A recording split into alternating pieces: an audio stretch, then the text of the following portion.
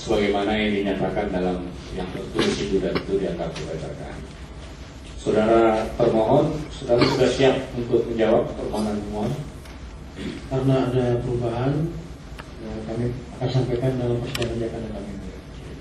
Baiklah, sebelumnya saya tanya pemohon dulu. Saudara pemohon mengajukan saksi nggak dalam persidangan ini, dalam perkara ini? Kami akan mengajukan saksi yang mulia. Berapa banyak saksinya? Untuk berapa banyak sekarang sedang kita inventarisir.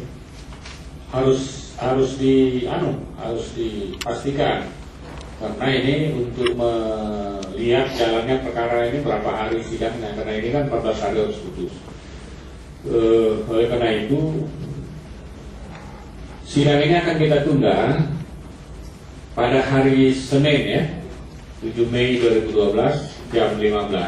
Nah, kalau saudara sudah siap saksi, sebenarnya saksinya dibawa dulu 10 lah ya, dibawa 10 sambil nanti kita jawaban termohon langsung kita memeriksa saksi ya. Baik, yang mulia, untuk saksi kita tidak lebih dari 20 orang. Oke, kalau ada makanya hari Senin itu saudara siapkan 10 dulu. Pertama untuk saksi, saudara bikin daftar saksinya ya, nama, alamat, agama ya, lalu dia akan menerangkan apa pokok-pokoknya gitu loh ya.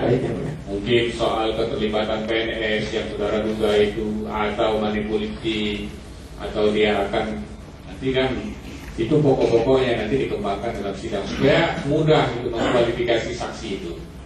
Ada yang menerangkan tentang apa namanya TPT, ada yang menerangkan tentang kecurangan di TPS, dan lain sebagainya. Kemudian daftar saksi itu dilampiri dengan fotokopi KTP, ya.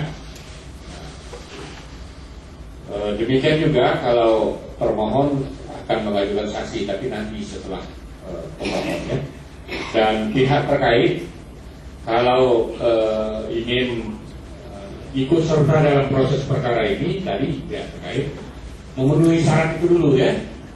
Syarat itu dulu, dan Senin dibuat masuk permohonannya, tapi bisa langsung membuat tanggapan. Nanti kan pihak terkait bisa minta termohon